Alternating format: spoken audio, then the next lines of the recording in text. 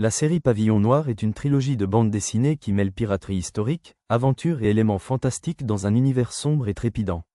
Elle suit les péripéties du capitaine pirate Darkdan, un leader cynique et intransigeant, à la poursuite d'un trésor mystérieux indiqué sur une carte énigmatique. Tome 1, d'écume et de sang. Darkdan, un pirate laconique et flegmatique surnommé pour son humeur maussade, dirige son équipage d'une main de fer tout en maintenant un sens de l'équité qui le rend respecté. L'histoire s'ouvre sur une rixe épique dans la taverne, au rat qui pète, avant de plonger dans une chasse au trésor. Darkdan acquiert une carte mystérieuse rédigée dans une langue inconnue auprès d'un aristocrate, en échange de son sang. Pour la déchiffrer, il contraint Mahalia, une esclave affranchie experte en langue ancienne, à rejoindre son équipage, aux côtés de la sensuelle Bonnie et du colosse Killingowi. Mais ce qui semble être une quête lucrative se transforme en cauchemar. L'accès au trésor révèle une malédiction qui pèse sur l'équipage, menant à des affrontements sanglants et des trahisons. Le tome pose les bases d'un voyage infernal, avec une fin cliffhanger prometteuse.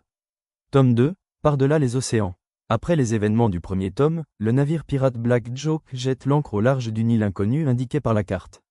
Darkdan et ses compagnons, Mahalia, Bonnie, Killingowi et le reste de l'équipage, s'enfoncent dans l'île à la recherche du trésor, ignorant encore sa vraie nature. Ce volume inclut un flashback révélant comment Darkdan a obtenu la carte et les motivations profondes qui le poussent à poursuivre cette chimère potentielle, mêlant arnaque et légende. De nouveaux personnages antagonistes émergent, et l'aventure gagne en intensité avec des scènes d'action maritime, des mystères linguistiques et des tensions internes à l'équipage. La quête fantastique s'approfondit, avec des indices sur des mythologies oubliées, mais les obstacles humains, traîtrise, poursuite, dominent, menant à une posture précaire pour les héros. Tome 3, dans les entrailles du temps. Une analepse nous renvoie 10 ans en arrière et explique comment et pourquoi Dan a été accusé de meurtre, alors qu'il était innocent. Alors que Saed, le paternel de Mahalia, nouvellement affranchi, était agressé, Dan a tenté de voler à son secours mais n'a pu lui sauver la vie. Les hommes d'un dénommé Chico l'avaient transpercé de leurs épées. Alors que la police arrive, Chico narre les faits inversés. Dan est condamné à la peine de mort par pendaison mais il parvient à échapper à cette parodie de justice.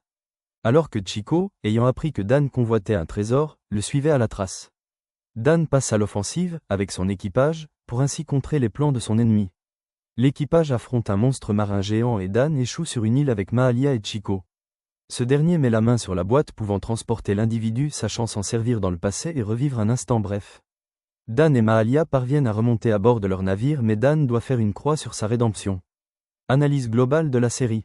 Pavillon Noir est une série divertissante qui revisite le genre de la piraterie avec un ton décalé et irrévérencieux, sans tomber dans la parodie outrancière mais gagne en originalité avec l'ajout progressif d'éléments fantastiques, malédictions, monstres marins, mythologies oubliées, bien dosés pour ne pas alourdir l'aventure.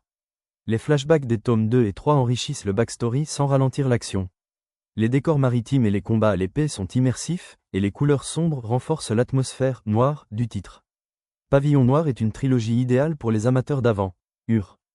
Elle brille par son équilibre entre sérieux pirate et légèreté fantastique, mais pêche par un manque de profondeur émotionnelle.